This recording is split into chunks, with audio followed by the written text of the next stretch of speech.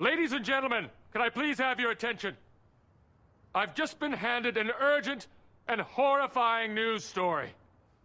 And I need all of you to stop what you're doing and listen.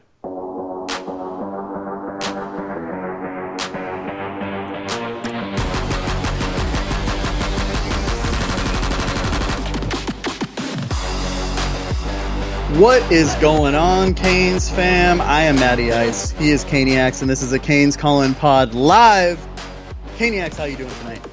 I'm doing good, my man. How are you? I am good.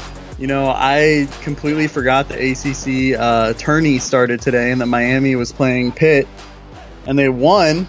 They did. They won. I wasn't even planning on talking about it because I forgot. I thought it was tomorrow.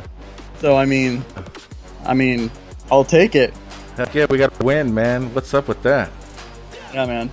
So, really quick, just to start, I wanted to give a shout out to Chris, who came on last week. If you Absolutely. don't know, he runs the Instagram page 5x National Champs. It's 5x_national_champs. He's got some like dope graphics and everything. Has some nice interviews and stuff. So you want to check him out. And I know we're talking about having him on again real soon. Mm-hmm. I have him on again after the spring game to wrap that up. Also, talking about doing a special pod in April after the spring game. Are we going to talk about what that is, or should we say, or no? What do you think? Yeah, let's go drop it. Yeah, so I mean, me and him had been talking about cards because he had posted about Steph Curry rookie card that he pulled that he sold on eBay, because obviously sports cards are a huge thing, especially basketball right now. Mm-hmm. So we were talking about doing maybe like a sport card segment or a sport card show, you know, because I mean, I know he has some Miami Hurricane cards and I do too. So maybe just showing them and then doing maybe a little giveaway as well. Giveaway. Oh, Yeah. I didn't know about that. So, and speaking of giveaways, I was going to say, let's roll into that one. Yes. If you do not know, well, now you're about to know. We are doing a bracket challenge, free to enter, free 99. Cost you I'm nothing. slamming my desk because I'm so excited. And you know what? It's costing me money, but you know what? I'm excited for everyone else. Me too. It's free to enter. All you have to do is follow us and repost the original posting of us.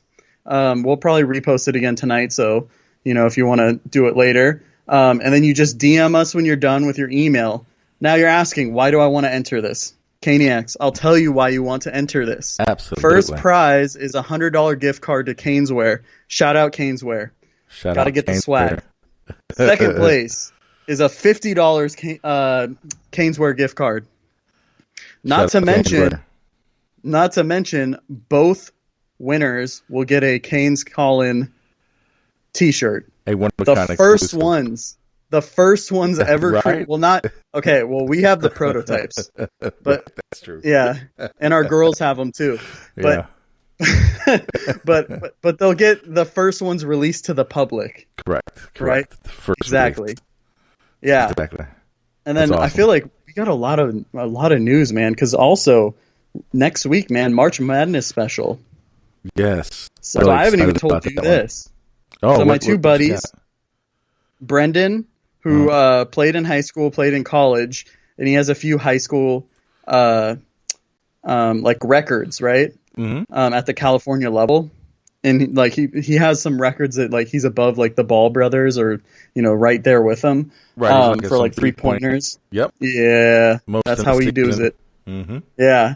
And then my boy Tommy, who played didn't play, but he covered St. Mary's, who, you know, usually they're in the same division as Gonzaga. You know, they're usually pretty good. There's some good NBA players that have come out of there too. I think he did like all the play-by-play and stuff for him. So he's going to come on. And then also confirmed, well, unofficially official, Tyrone is going to come back on too. Our buddy who played at Purdue. So he played with I think he played with Etuan Moore. He played with some of the other guys that, you know, were played in the NBA that went to Purdue. So I'm super excited for that. Excited about that one too. He was really, I enjoyed talking to him last time we had him. Yeah, on. he's a really cool guy. Yeah. Yeah. Especially afterwards, it was really. I mean, off the air, it was. Yeah, I like him. He's a really, really great dude. Yeah, he was really funny, man. And you would have never guessed it when you played men's league with him because he was just such a chill, like, you know what I mean? Like he would obviously he would talk shit, but like, you know, he was just an approachable dude. Right. But anyways, man, we got some news on the Miami front. We just talked about the basketball game. Do you want to go into our 305 check-in? Yeah, because we also do have a special guest coming on. You want to just do our you want to go into our 305 check-in and bring in our special guest? I mean, sure. I mean, he's not going to come on for like 10 minutes, so we can talk some, you know, stuff and then invite him in. You want to do that? Okay, got it. I didn't know you guys set the time.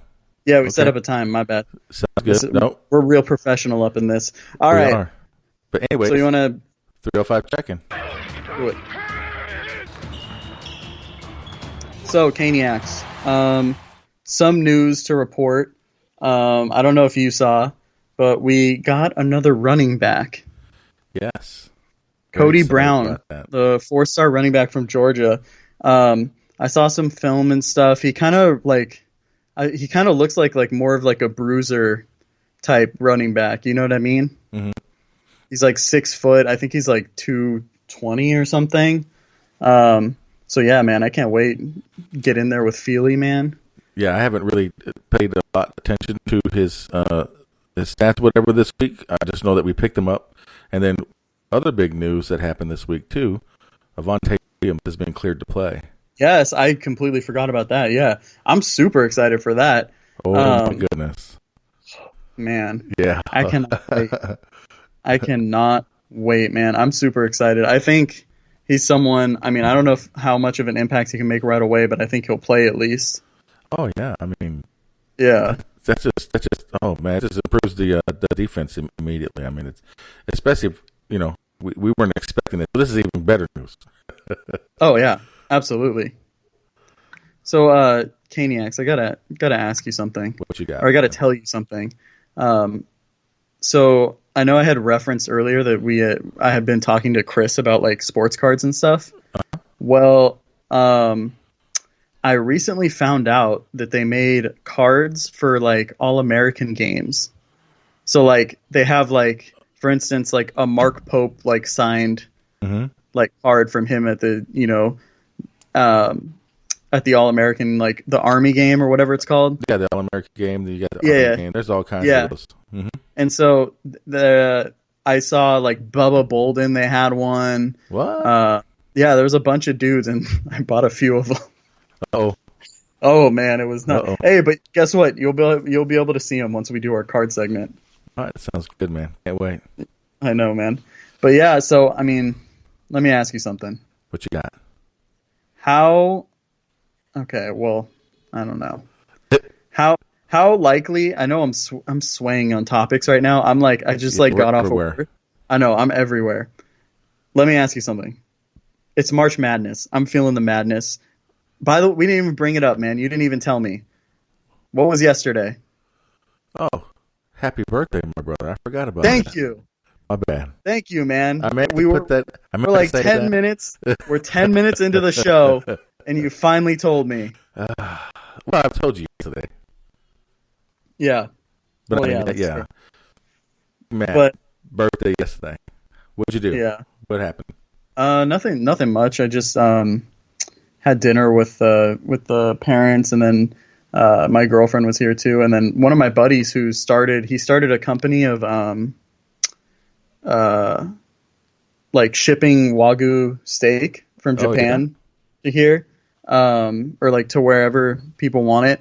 He started a company, and so he actually brought me some samples. So, and if you don't know, like Wagyu steak is like super expensive. Very expensive, but very good. Yeah. Yeah, so I'm kind of scared. I'm like scared I'm gonna fuck it up or something.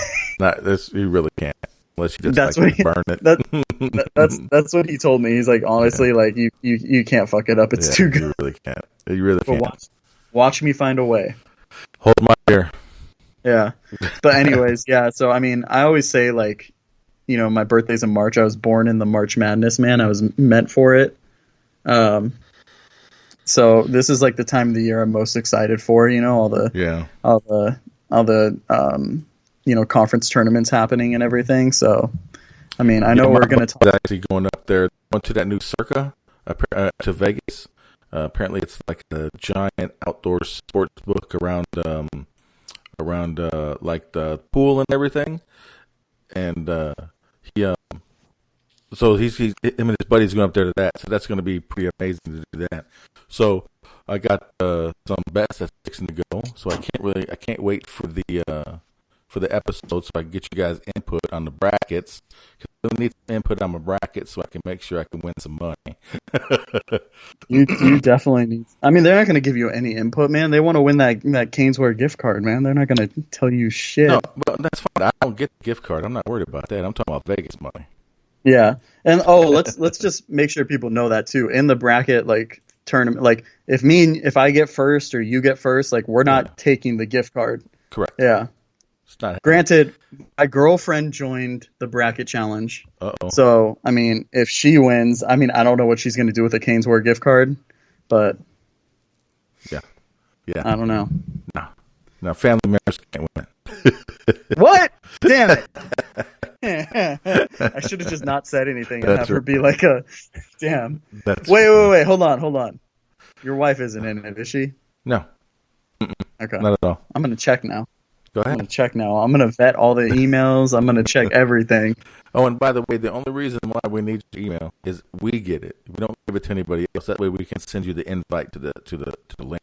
Cause you gotta have yeah. Because we have to email you. That's why. Yeah, no. Trust me, I don't want anyone's contact somebody information. asked me why I needed the email, and I was like, it's just to send you the invite, bro. Nobody else is getting it. Yeah. That's all. No.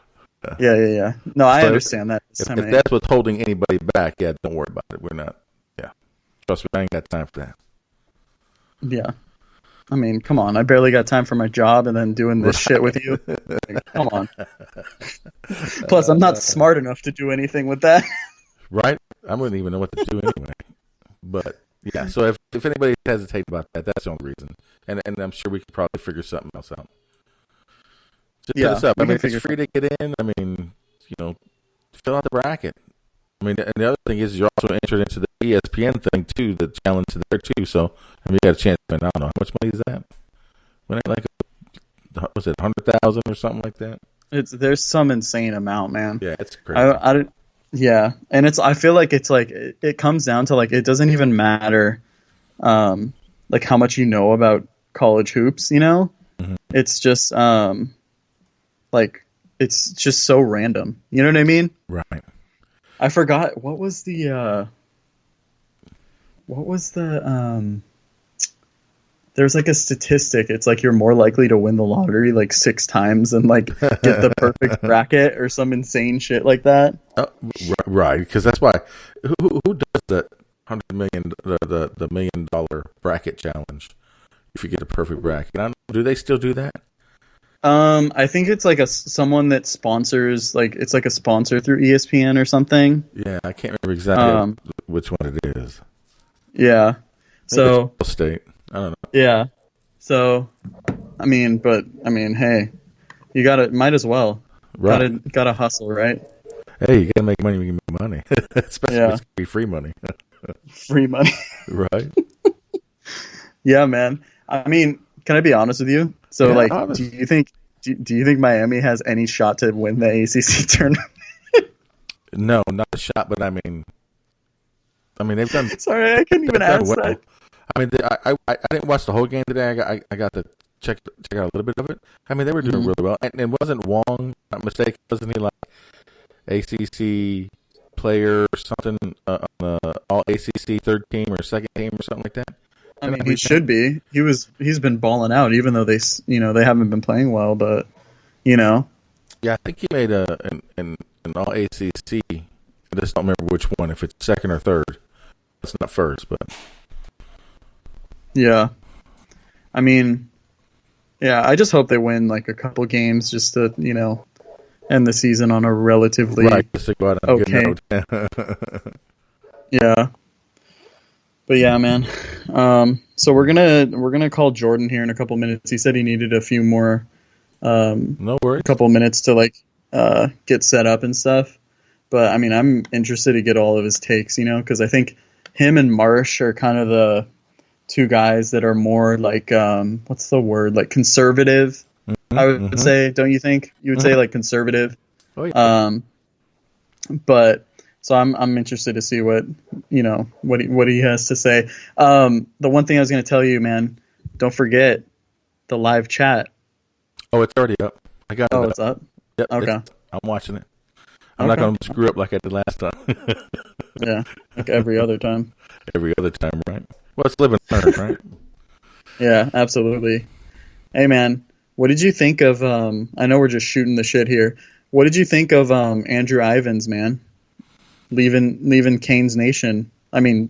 Well, when he took a promotion, we knew he wasn't going to be on the Inside the U podcast. But I don't know. I don't know what I think about that. I mean, he was a good dude.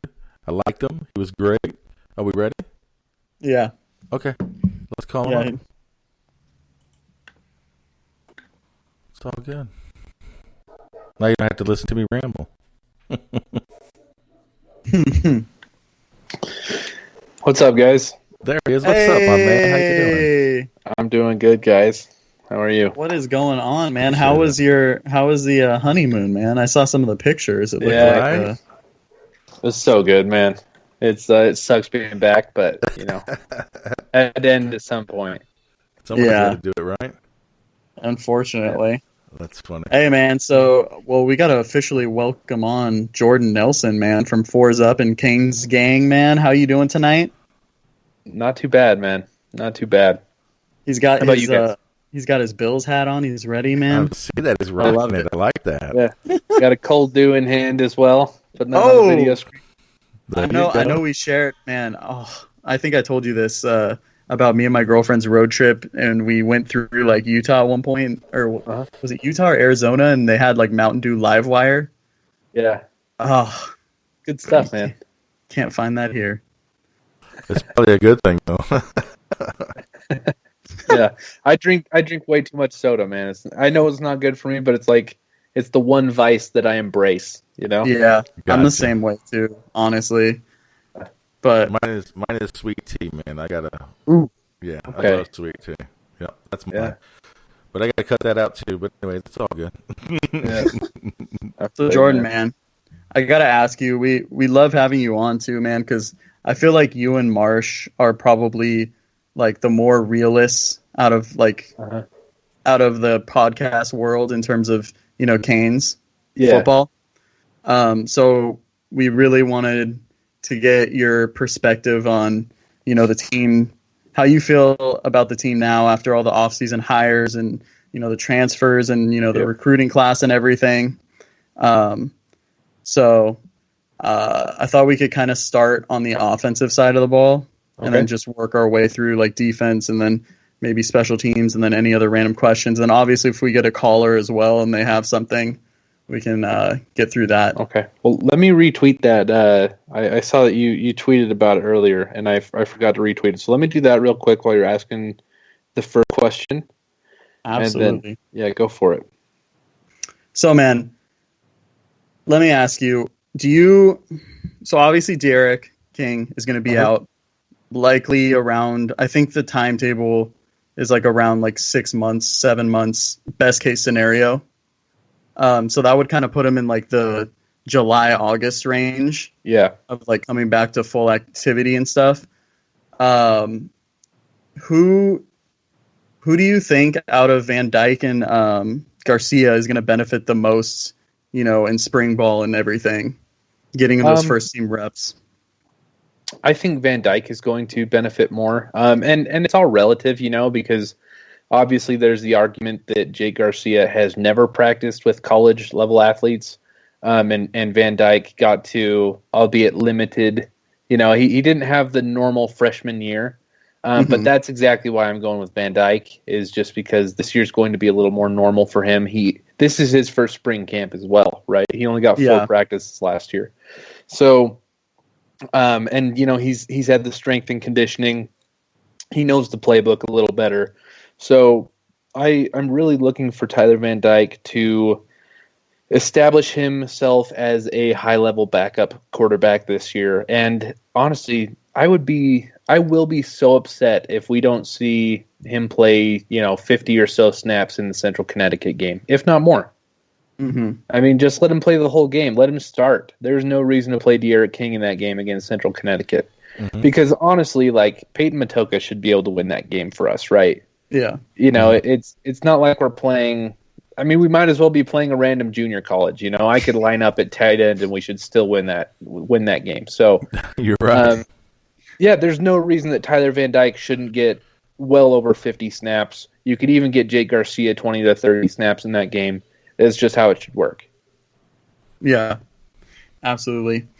Caniacs, let me ask you, who do you like better, Garcia or Tyler Van Dyke, man? Well, right now I got to go with TVD because I haven't seen anything that Jake Garcia has done yet. So hopefully we'll get to see something in the spring. Cause granted, King is out. I wish he wasn't out, but he is out. So this gives us an opportunity to see what these two guys can do. You know what I mean? So yeah, I really can't give you an answer on that yet until I see some more of Jake Garcia.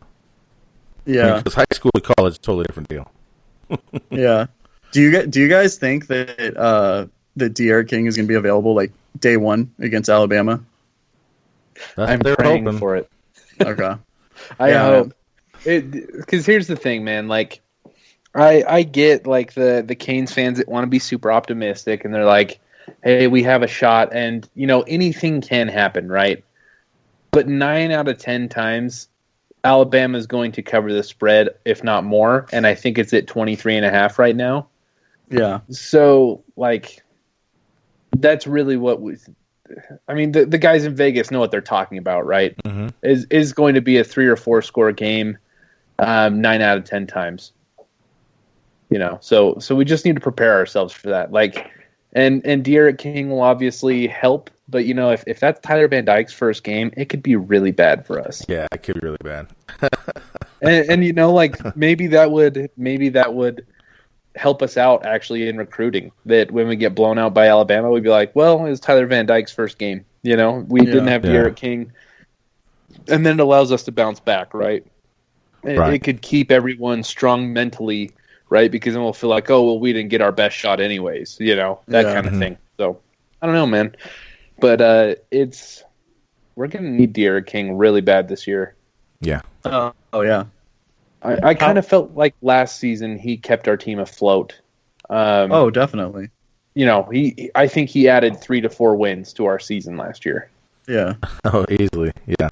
Easily. Just his legs alone. Yeah. I mean, just the NC State game, I think he literally just won that game for us outright. Yeah. Yeah. And games like Virginia Tech and Pitt, and some of these other really, really tight games that we had, if we had to throw out Cozy Perry or if we had Jaron Williams still, I don't know, man. Like that could very well be a loss. That's kind of what it was the year before. So why would it be that different? Mm-hmm. Yeah. So I kind of want to switch over to one of the highly talked about position groups on offense, and I think you know where I'm probably going with this. The receivers. Uh-huh. I thought it was kind of interesting. I don't think really anyone's talking about it, but I don't know if you recall this. There was so much hype for Jeremiah Payton before the start of the season, and for whatever reason, I think that he was dealing with COVID. He had that knee injury, and whatever. So it's really unfortunate. But is he someone that you're kind of looking at that can maybe take a step, or if not him, who are you? Who are the guys that you're thinking of? So he's I'm not 100% out on Jeremiah Payton yet, right? Because he had one of those camps. It was similar to the Greg Rousseau camp before he broke out, where everyone's like, Rousseau is completely unblockable. He's, looks like a man amongst men. We kind of heard, that flavor of stuff coming out about Jeremiah Payton in camp last year. Mm-hmm. So I'm not totally out on Payton. However, for the time being, I've cooled off pretty much completely on Payton. I I have no expectations from him, and I hope that he does surprise. But he's actually one of the guys that I'm like, if you look at it as like a commodities thing, I'm selling my Jarrett Payton stock right now, or Jeremiah Payton stock. So, I'm just not feeling him right now. But Keyshawn Smith is a guy that I'm very excited about. Okay. I think if any of our underclassmen are going to work their way into a very useful rotation spot, it's going to be Keyshawn. And, Michael Redding has the talent too. Okay. I was just going to ask you about him. I mean, Michael Redding's great. He's like supremely talented prospect. It could be either of those guys, but I'm just going to say Keyshawn. On Kane Gang Radio, we interviewed De'Aaron King for a little bit. Didn't end up getting posted, but he mentioned Keyshawn by name. So, nice. Yeah. So, yep. So that's kind of how I'm feeling there, man. Oh wow! Can you like play that for us, like off air or something? I don't know. We'll see. Okay. Okay. We'll see how this goes. Okay. I mean, you can just nod your head and like the public won't know. So. Yeah. So we actually have our first question from someone. Our boy Jimmy, Twitter handle @CanesEagles1. He also wanted to mention you're the coolest dude ever. So wow! Shout out to him. He wants to ask you, who do you think our number one RB is, running back is for this season? I don't know if he means currently, or who do you think it'll be like? What was that? Sorry, you cut out a little bit. Oh, so I don't know if he's saying like who you think it'll be by the end of the season, or who do you think is the most talented right now? So I mean, because I think those are two separate questions, right? Yeah, and just knowing our coaches and the way that the team has worked for the last few years, and I actually don't like this, is that we play favorites, man. Mm-hmm. We really do. We play favorites. We lean on seniority even when it's not a good thing. And so I am fully expecting Cam Harris to open game one as starter. And I think he could go multiple games as starter. However, I think by the end of the year, we will be talking about Don Chaney more than any other back on the team. I think Chaney will firmly establish himself as our best back by the end of the year. I think Jalen Knighton will be fine too. I think he's, very, very talented young player. So I think he'll contribute. And I'm not even like anti Cam Harris, right? Mm-hmm. I think he's fine. He's a good starting back. He could start for almost any ACC team. I just think that he's going to get more carries than he should with our current running back room. Okay. So. Yeah. And I know I wanted to ask you that question because he just tweeted that out, but I kind of wanted to go back to the receivers and get your thoughts on who do you see starting off this season? I think I already know the answer to this question. Yeah. So I got Rambo and Harley for sure. Mm-hmm. Like I think Rambo and Harley are like, those are my stone cold locks, for starting receivers. And then at the third spot, it gets a little more tough. I think you have a few guys. It'll be interesting to see if Mark Pope can hold on to the spot through the spring and summer, right? Mm-hmm. He's very capable of that. He's just lacked production, It's his last year now, and he hasn't done much. So we'll see if he can hold on to that, or if a guy like Keyshawn Smith will push him. We mentioned him and Michael Redding earlier. So I don't know, man. That's kind of the spot that I think is up for grabs. I would love to see somebody like take a commanding control of that spot. Yeah. Even if it's Pope. If it's Pope and they're like, man, Mark Pope looks so much, he looks so much more focused, so much more disciplined this year. He's really taken a hold of that third wide receiver spot. I'm not going to complain about that. Yeah, we need somebody to step up. I don't really care if it's a sophomore or what. I mean, somebody's got to step at that third spot because we got to have it. Yeah, I agree. I don't care if it's Marshall Few, man. Like, I don't care if Ryan Ragone like switches sides of the ball and he comes out as our starting receiver. I just catch. Last year was so frustrating to me on offense and defense. Really, is that we had multiple position groups that were just wide open. You know what I mean? We were a good team, but wide receiver, linebacker, O-line, there were so many spots where we were underperforming. It was wide open. The coaches were telling us, like, anybody who takes a hold of this job can keep it. And we just didn't see it, man. And so that's all I care about this year is seeing people take a hold of these jobs that are wide open and just, like, commanding that position. Yeah. So I got to ask you, this is like a semi-serious question. Game on the line. Who do you trust more to catch the game-winning touchdown, D. Wiggins or Mark Pope? Oh man. Your life is on the line, Jordan. Just tuck the ball and run, man. Right. De'Aaron King. Yeah. I'm going with De'Aaron King's legs over that. I agree. He's like, I'd rather have Borregales try to run for it. Yeah, that's honestly what it is. Is like send Andy Borregales out there. Oh my God, that's funny. That's great. Oh man. Yeah. I don't know, man. That's a hard question. I mean, I have zero trust in either in that situation. So, man. Can't argue with that one. I mean, that's hopefully they've been on the jugs machine, so we'll see. Yeah. I hope and so. it's really hard because like I don't like making fun of players and like poking fun, but it's like I feel like it's like kind of like the only way to deal with it, because I don't want to like bag on these kids on Twitter like other people, you know what I mean? But it's like it's frustrating too watching it as a fan. Yeah, there's a fine line, man, and where there's a difference between like being rude and analysis, right? but we have jobs to do, right? Like you guys and Marsh and I, and then with the radio show with Derek Coe and Ryan Pittman, like that's kind of what we do. Like our job is to analyze, and so if somebody is playing bad football, like you just got to say it. Yeah, gotta call it like it is. I mean, yeah, exactly, man. It's, like to me, is never been very important to have that inside scoop or to like become like homies with the players, right? Mm-hmm. Like I just like giving my opinion, whether it's good or bad. And I think that's what Canes fans like appreciate the most, Yeah. Even though you love posting about the Jazz and it, you know what I mean? I'm just kidding with you.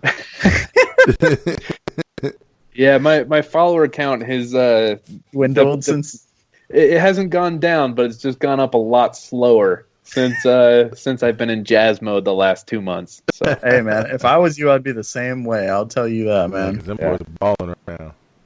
It's exciting, man. Yeah, I called it here on your show, man. Oh yeah, no, you did. I remember. Yeah, yeah, and I think I specifically remember you saying that. I mean, this was before the season started. Just how underrated Rudy Gobert is too. Yeah. For whatever reason, a lot of people just. Yeah. Yep. And like I love that he's finally getting more attention. I mean, people still don't want to admit that like he's the focal point of everything the Jazz do. Mm-hmm. But I mean, I literally watch every possession, and like, I have more of an X's and O's background in basketball than football.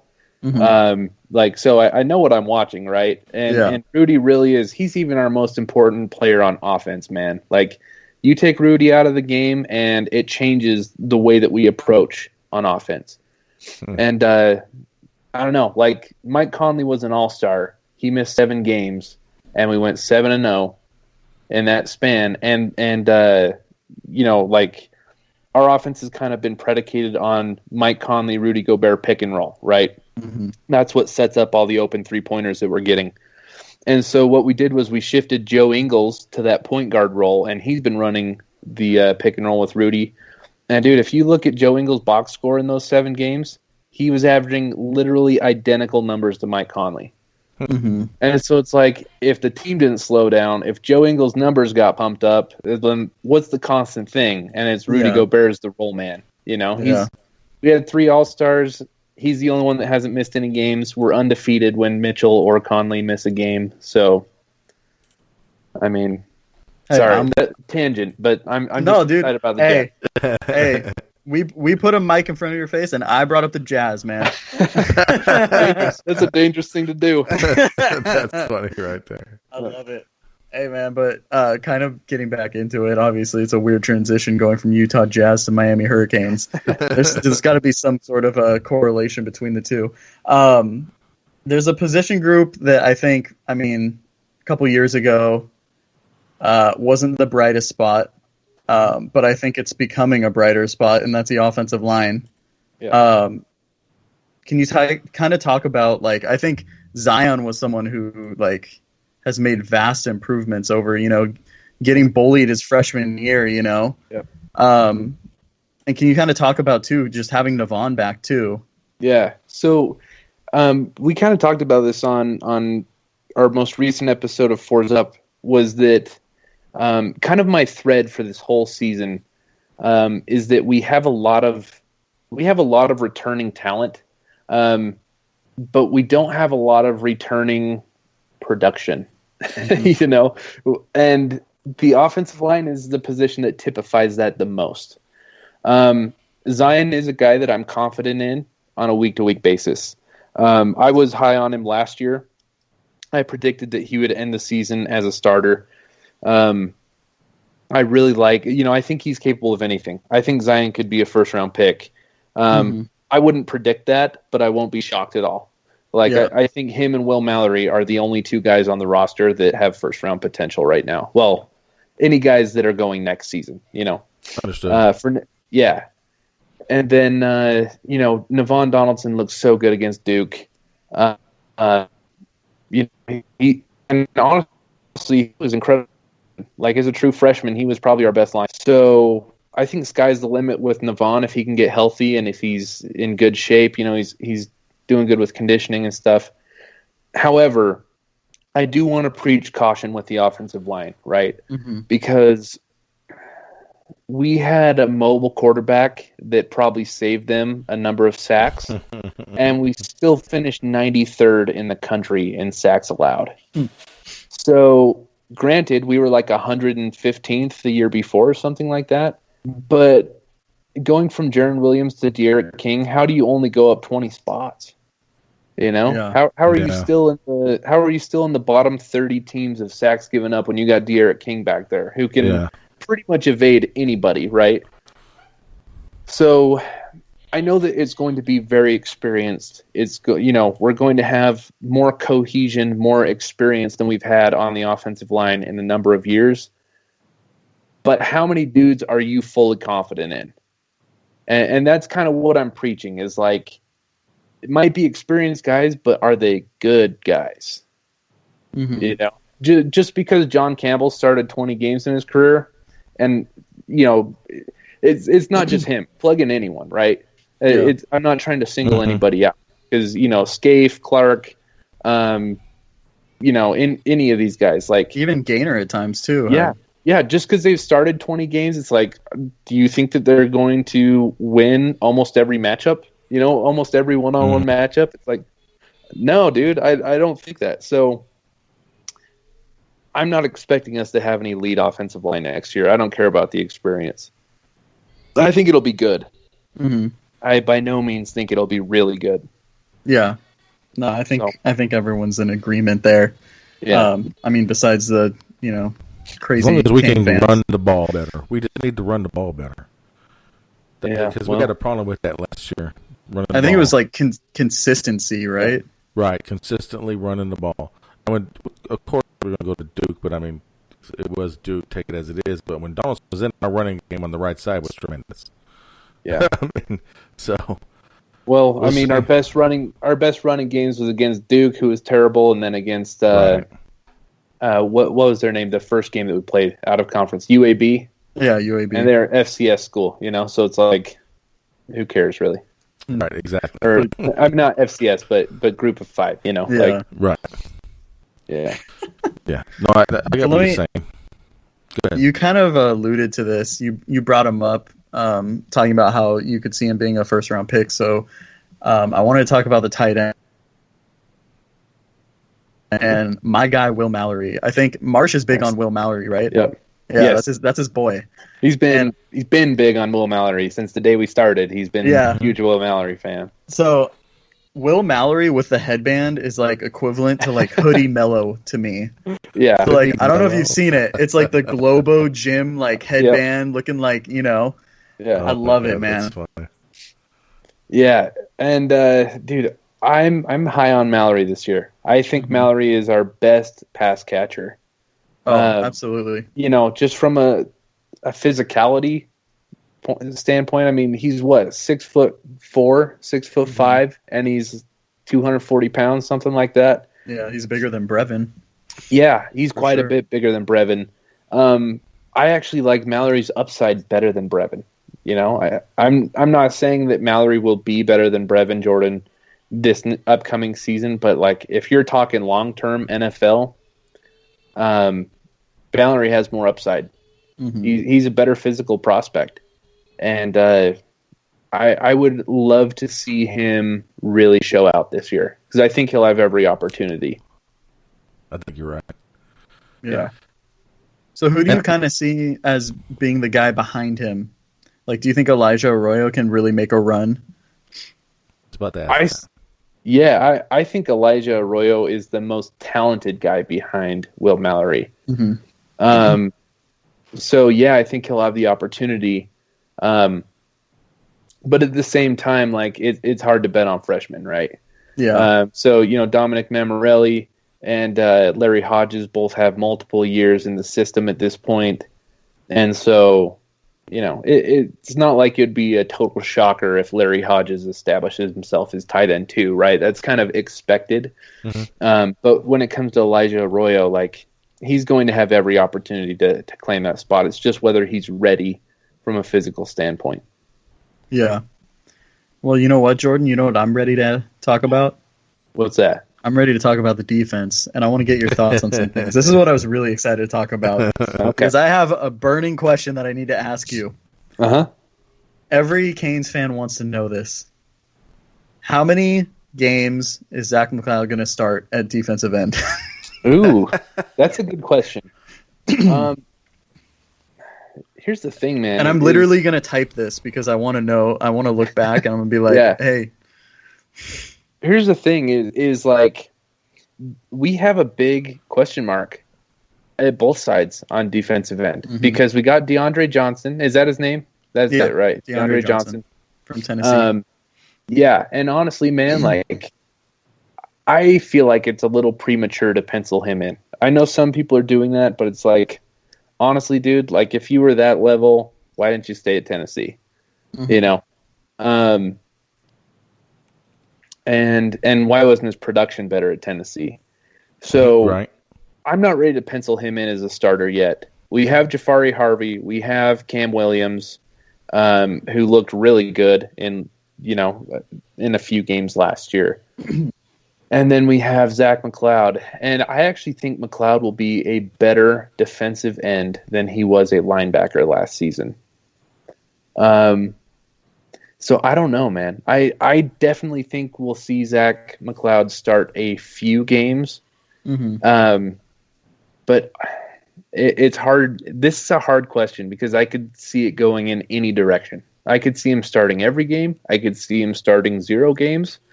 But I'll say 5 just so you can write it down. Okay, I'm writing it down, and we're coming back. That's a pretty good safe number. Yeah, I'm giving you a safe one because I do think, I think he'll thrive there. We interviewed Zach McLeod on Cane Gang a while ago, and he was telling us about that experience. He said that before the bowl game, he only got 1 day of practice at defensive end. Oh, damn. And plus, he said that, he was recovering from COVID, so he was actually 15 pounds underweight for a linebacker. Oh, wow. Oh. And I, obviously he had problems with losing contain. You know what I mean? He would get too far upfield and end up missing out on the play. But it wasn't all bad from him. But I actually, watching him over again in the bowl game, I saw a lot of things that I was thinking, man, if he's 35 pounds heavier, which he will be, if everything goes well, like I could see this being a good thing. Yeah. So I expect. Go ahead. Yeah, sorry, but just because you kind of brought it up, talking about him and like his dealing with COVID and stuff. Mm-hmm. Talking to the players, after the season and everything, did that kind of change your perspective on last season at all? No. In terms of like, okay, just because I was wondering if like you heard any, because obviously you got this insight, from players directly, because we don't know everything as fans. Well, here's my thing, and this is, like I guess that opinion needs context, right? Mm-hmm. Mm-hmm. Because if you guys remember, and I caught a lot of flack for this, but I still stand by it, is I was saying that we should cancel the UNC game. And the reason why I wanted us to cancel was because, the ACC, they like pulled the rug out from under us, right? They changed the rules in the second to last week of conference play, essentially disqualified us. Like they essentially mathematically disqualified us from reaching the ACC championship game. And that was when we still had 2 ACC games to play. Was it 2? No, it was just North Carolina. No, we had 2. No, because didn't we have Georgia Tech? Yeah, they canceled Georgia Tech altogether. Yeah. So essentially, what it meant, the ACC changes the rules on the fly. It means that we need Clemson to lose. I can't remember who they played their last game, but they weren't going to lose, right? Yeah. And that was the only way that we got to the championship game. And everyone knows why they did it, so they could have a Clemson-Notre Dame championship game, right? And so my thinking is that, if that's what's going to happen, then let's cancel the UNC game and let's backdoor our way to the Orange Bowl, because we were a lock at that point, right?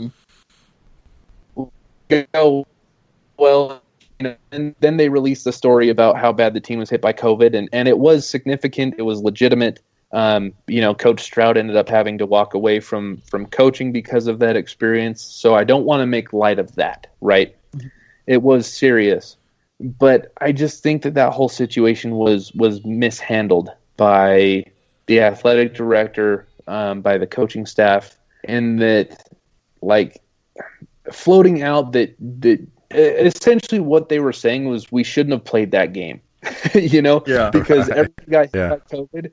And so if you shouldn't have played the game, then don't play the game. Don't play the game and get blown out and just get totally embarrassed on national TV, lose your Orange Bowl spot, and then be like, oh, well, we were sick. I gotcha. Like that was my problem with it. Yeah. And I don't want to make light of the situation because, there was some serious health concerns. Yeah. I'm not trying to belittle that. What I'm saying is, like, dude, it just made no sense to play that North Carolina game at the time, and then in retrospect, it made even less sense to play. So I don't know what the deal was. I don't know why they chose to play that game, but they shouldn't have. Well, according to Manny at his press conference, the team wanted to do it. They were talking about apparently, if my memory serves me correctly, him and Blake had a conversation. And they were actually talking about going to cancel the game because they didn't have enough linemen, offensive linemen, or whatever. One of those positions was going to be really, really short. And then he went to the team, and apparently all the team that was healthy said they wanted to play, so that's why they played the game. Well, because the players wanted to, and then the players wanted to do it, and it didn't look like really any of them showed up. So, I don't know if I believe that. I don't know if I believe that because, like you said, we lost that game on the first drive, dude. Like, they got on the wrong bus or something. I know, right? You got somebody peeking around the corner over there on you. Yeah. My wife is popping in. So. Oh, nice. Yeah. Thank you. Go ahead. So let me ask you. I asked you about Zach McLeod. I feel like though that, disagree with me if you think otherwise, but we lost our 2 biggest edge rushers, probably two of the best players on defense, or let alone the team. Mm-hmm. I feel like it's not a big enough storyline that people aren't really talking about it. 100% agree.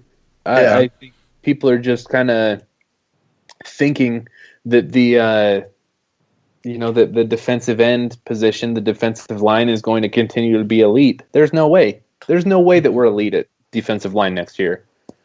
Doesn't mean that we can't be good, But it just doesn't mathematically make sense unless somebody else like has a first round pick kind of season. Yeah. We've had 2 years in a row where we had a first round pick. So, I mean, who's going to be the first round pick this year? You know, if the answer is nobody, then guess what? Like, we're probably going to have a drop off, you know? So I think we're counting our chickens a little early by thinking that's going to be an elite unit. I think it will be serviceable. I think it'll be good. We do have a lot of talent there. It's just not going to be the same, man. It just won't. I'm nervous about our defense. I mean, I think I am too. I wanted to ask you too. That was my next question was, how big of a difference does it make with Manny calling plays? Well, I don't profess to be an X's and O's expert in football. I try to defer to people who know more than me. Hey, you already know more than us, though. Right. No, I wouldn't say that, man. I wouldn't say that. And so I was talking to a few people about this, and in particular, I asked Levon Ponder, a former Hurricane, played defensive back. We have a good relationship with him at Fours Up. So I asked Levon on Twitter, what he thought, and he said that it makes the world of difference. It makes a world of difference with calling the right plays, putting your guys in the right positions. And, before I asked him, I didn't think it would make any difference. Mm-hmm. Just because, I predicted on Fours Up, I don't know if you guys listened to it at that point, but I know exactly what you're going to say. I predicted Manny would have his worst season on defense with the Hurricanes. And, that was because of personnel more than Blake Baker, honestly. I said it's because our cornerbacks are not that great, our linebackers are not that great, our safeties are average, and our defensive tackles are not that great. Average. I think Nesta played a little better than I expected, but he still was very inconsistent. And so, I wasn't necessarily right about the details, but I was right that Manny had his worst defense, right? Mm-hmm. And my concern for personnel, man, and those concerns are pretty much about even, right? We added Tyreek Stevenson.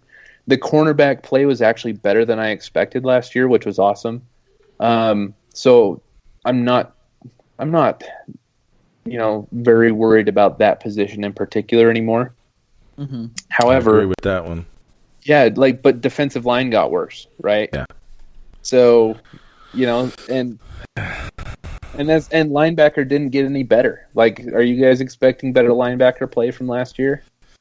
No. So this is hoping for the linebacker play, yes, but yeah, I think this is something we would always talk about last year during the season.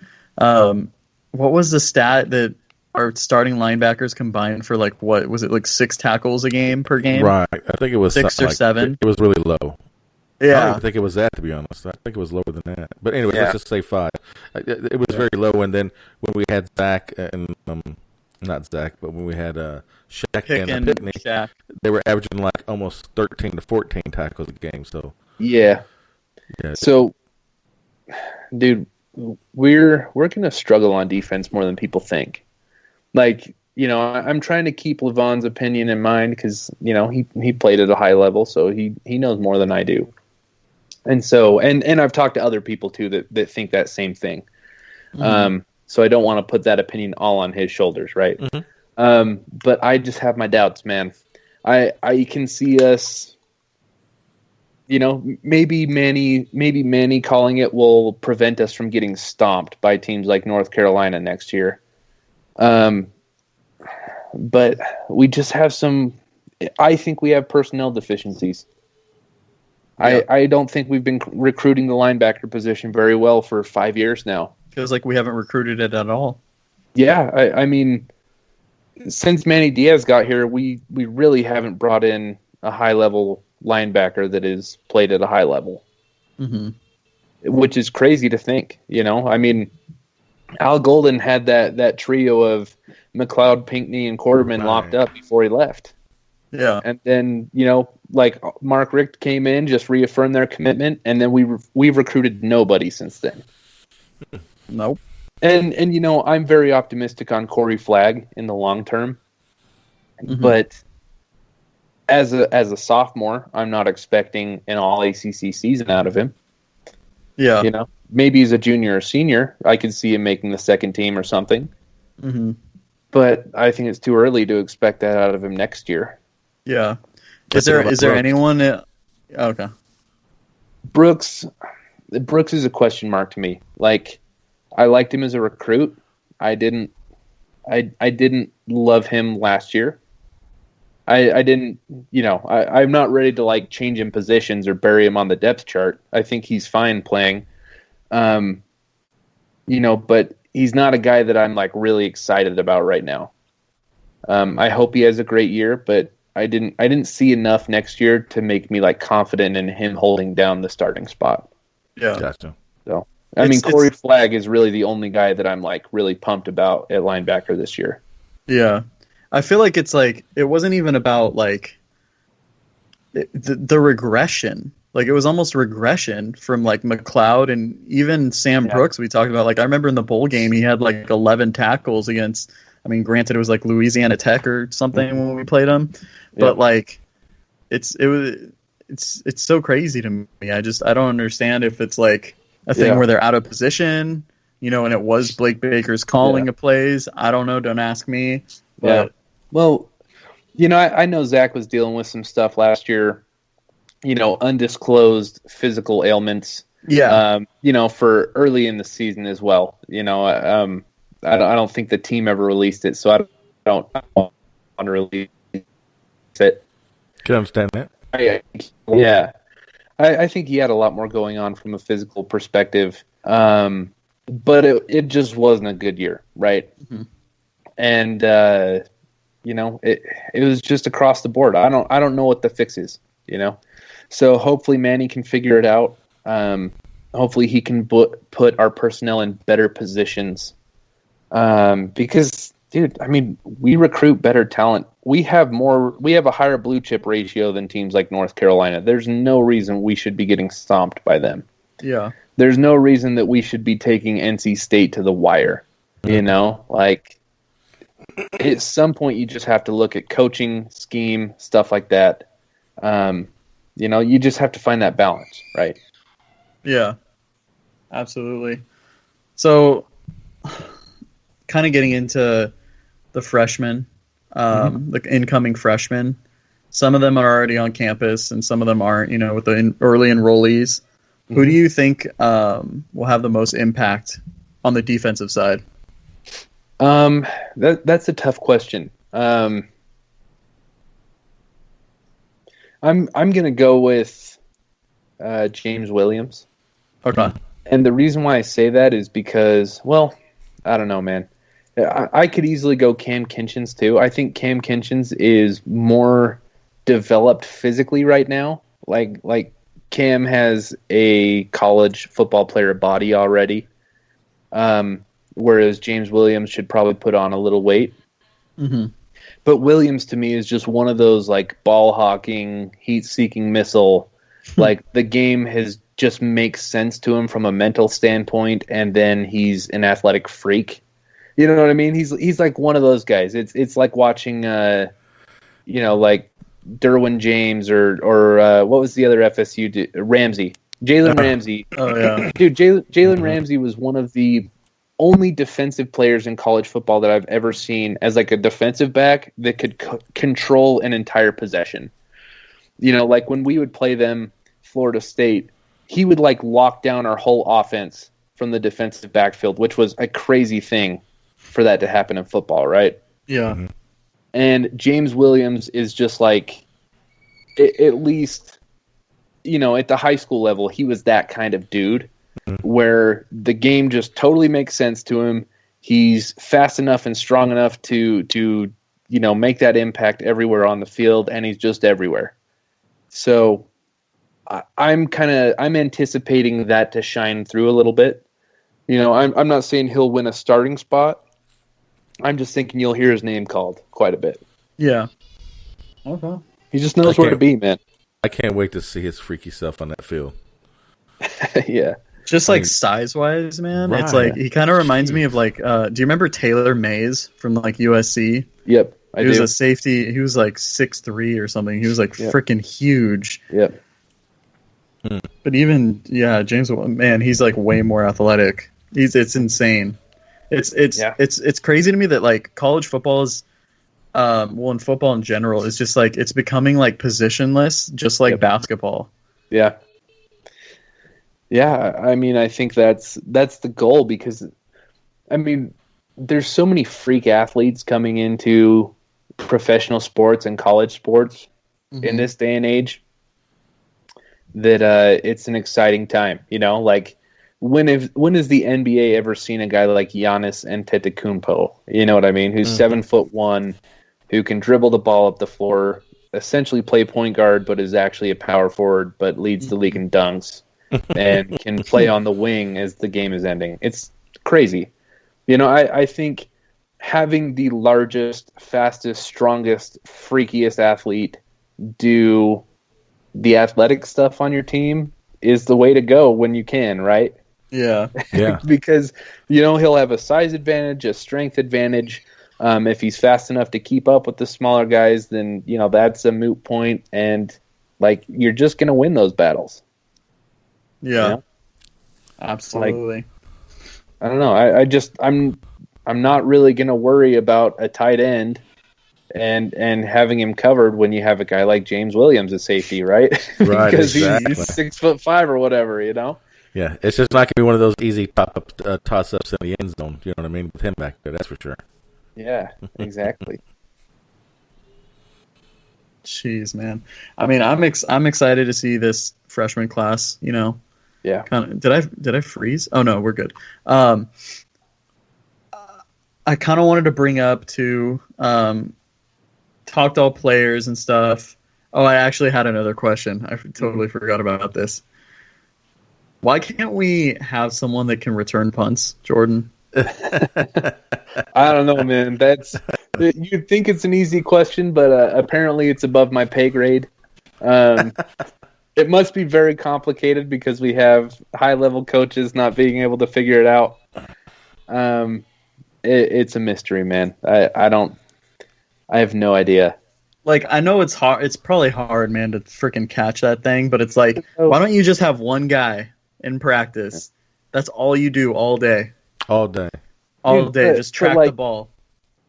High school teams have punt returns, Yeah. It shouldn't be this hard.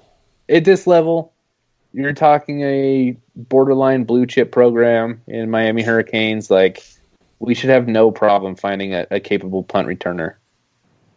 No, but we just can't have nice things. Maybe it's a special teams coach. There we go. Some people are trying to give him credit for having the two best specialists in the whole country transfer in and spending, having a cup of coffee at Miami and doing their thing. Mm-hmm. When he's stewarded over some of the biggest special teams disasters that we've seen on the Hurricanes in a long time, right? Yeah, let's not remind everyone about all this. I think people are forgetting about what our punt game looked like before. Oh, God. Lou Headley, who is probably already NFL ready, transferring in, and Jose Borregales, who was probably NFL ready, transferring in. Oh yeah. So I mean, pretty much the only way our punt return team is going to get fixed is if you have if somebody drops out of the NFL draft and decides to come here. If Devontae Smith, if he transfers in, then Pat Key's going to look pretty good again.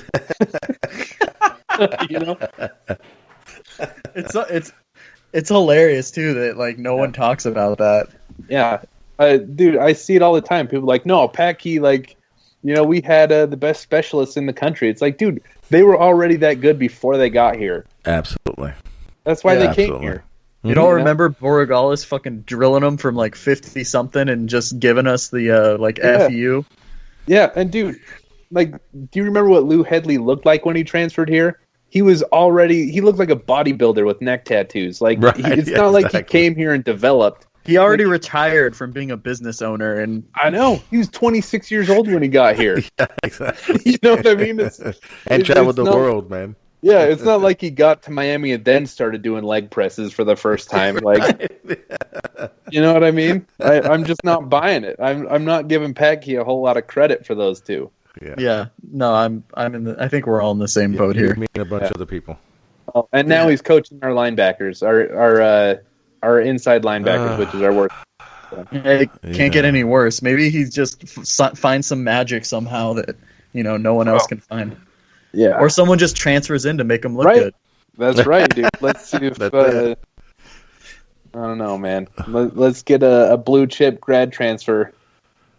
Oh God, dude, I don't know. That I'm worried about that because isn't that how it is? I mean, correct me if I'm wrong. I've kind of been taking it a little easy on the Twitter in the last few months, but Padkey will now be the linebackers coach, and the new guy we brought in from A&M is coaching the strikers. Correct?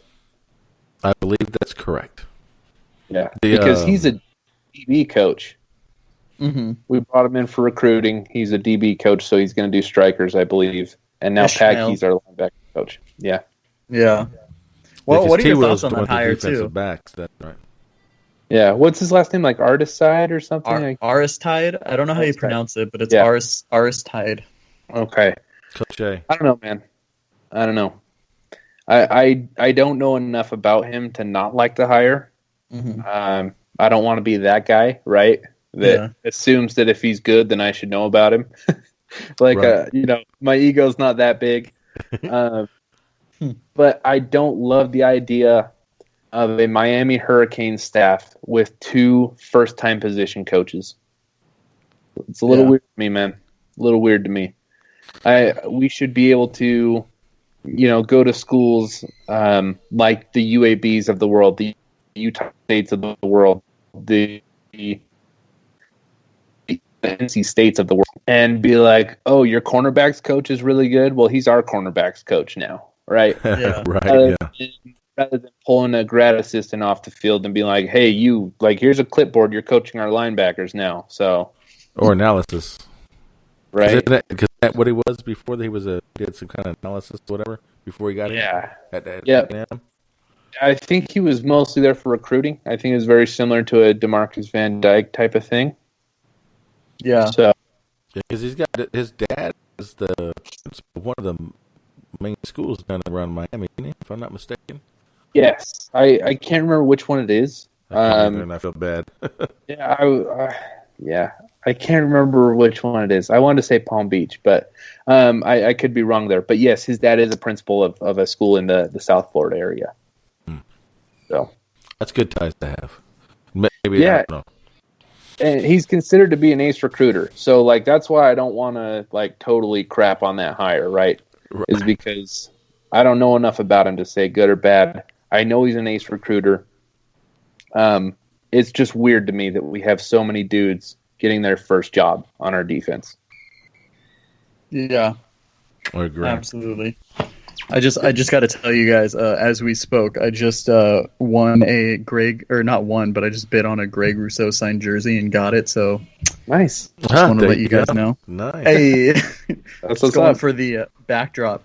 Anyways, but Jordan, I got to ask you, kind of just to sum this all up, man. Wrap this up in a nice package. Mm-hmm. There's a lot of debate on whether Manny's still the guy, or if Manny is the guy.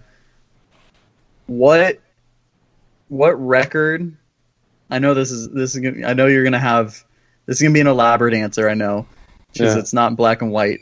But what does Miami have to do this season for you to say, okay, we're taking the right steps and Manny might be the guy? Yeah, I mean, like you said, it's not a cut and dry thing, right? I'm not gonna throw out a Orange Bowl or bust type of deal because context is important. As in, if you would have asked me about an 8-3 season last year, I'd have been like, okay, but in context, it actually wasn't as good as you'd think. That's my opinion. So context is important.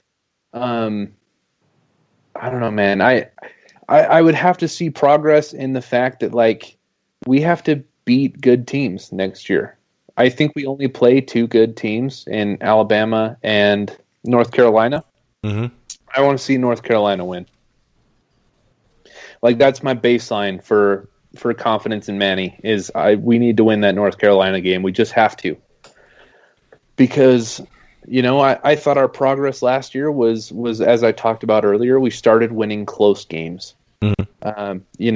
The year with Dan Enos and Jaron Williams, we played a lot of close games and we lost almost all of them. Last year we played a lot of close games. We won all of them besides our bowl game. Right. But I actually kind of consider our bowl game a blowout, right?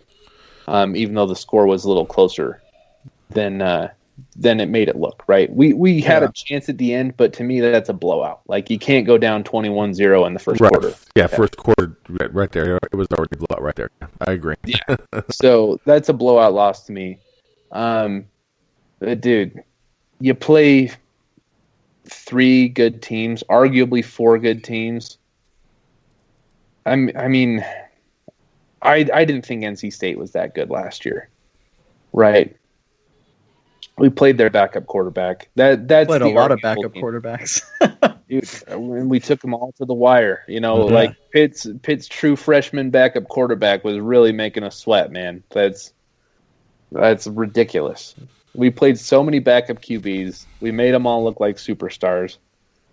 And so let's say NC State was not a good team, okay? Then we went 0-3 against good teams. If you include NC State, 1-4 or 1-3, still not very good. Still not good. Yep. So that's where I'm looking for improvement. That's the baby step in the right direction that I need to see from Manny, is that we need to rise to the occasion. Mm-hmm. I mean, that does sound like a Kane storyline, right? Is that, oh man, the guys were sick, we were beat down by COVID, mm-hmm. but the guys wanted to play. And so they came out and they whipped North Carolina's butt, right? That sounds like a story from like classic Miami Hurricanes lore.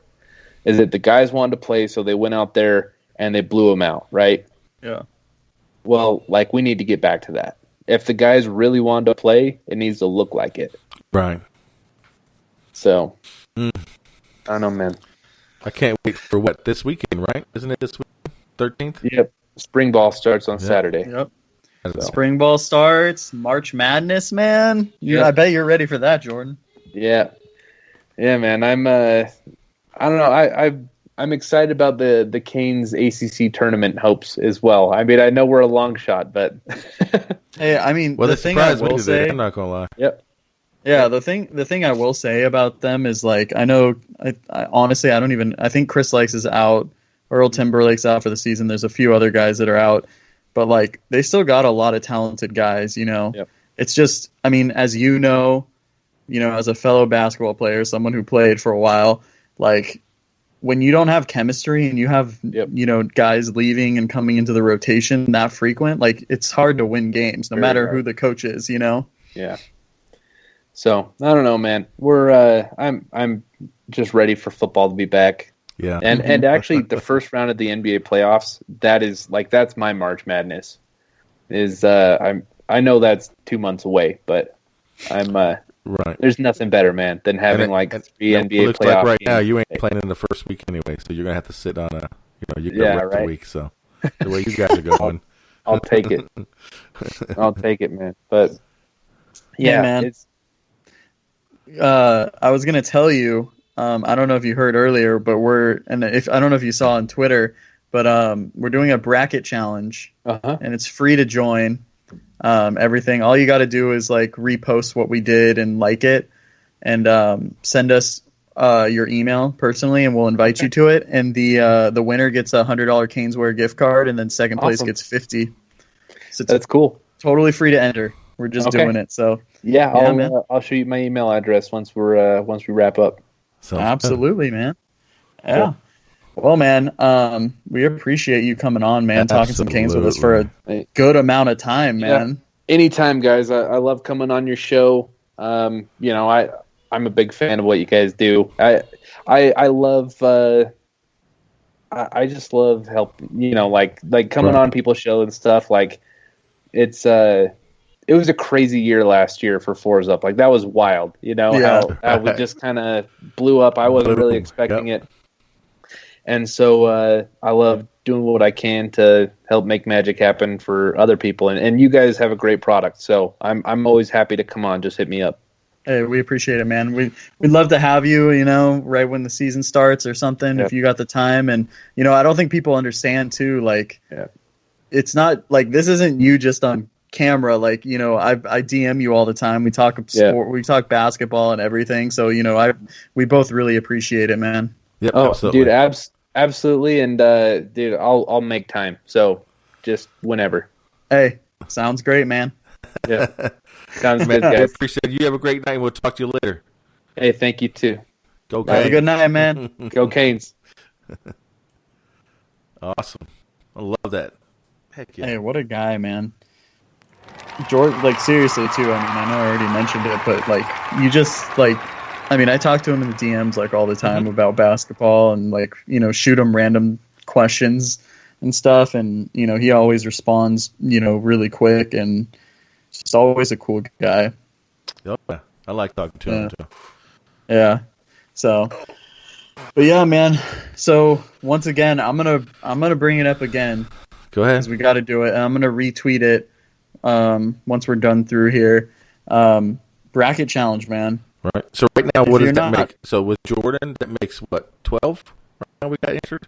I haven't even looked. But that's the thing. Like 1 in 12, that's good odds to win a $100 gift card, man. And I think we could take up to what, 250? Yeah. I think it's 250 people.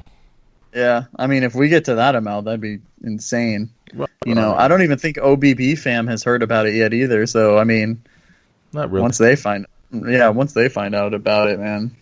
So you definitely want to sign up before, you know, there's no more spots left, because guess what? It's free. You know, you're going to do it anyway.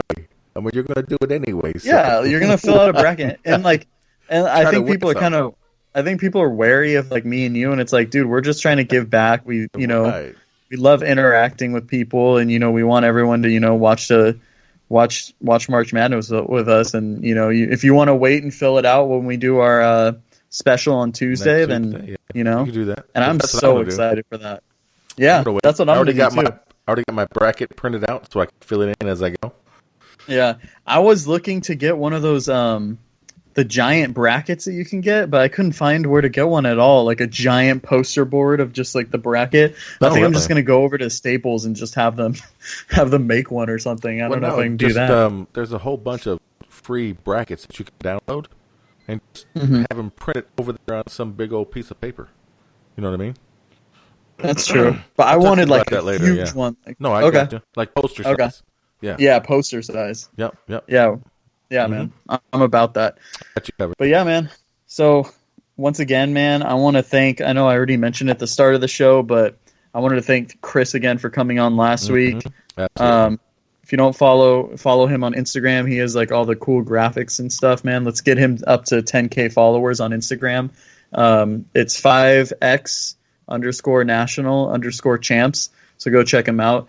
We're looking forward to having him on a few more times coming up, you know, with a card segment and then just having him on, you know. So hopefully he can come on more. But thanks again to Jordan for coming on and answering all our questions, and Jimmy's question as well. Thanks, Jimmy. Really appreciate it. Yeah, thanks, Jimmy. Shout out to our boy Jimmy. Right. Well, man, this one has been a long one. My wife has already peeked in on the door.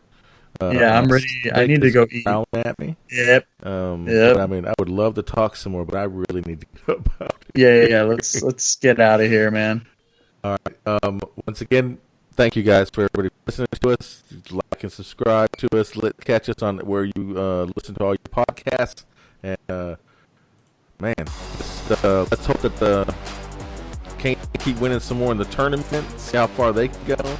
Unfortunately, the women they got shut out the first round. It's kind of sad about that. Let's see if the men can make up for it. Hopefully. All right, my man. I appreciate it. Man, just everybody have a great night and go Canes. Oh yeah. Peace.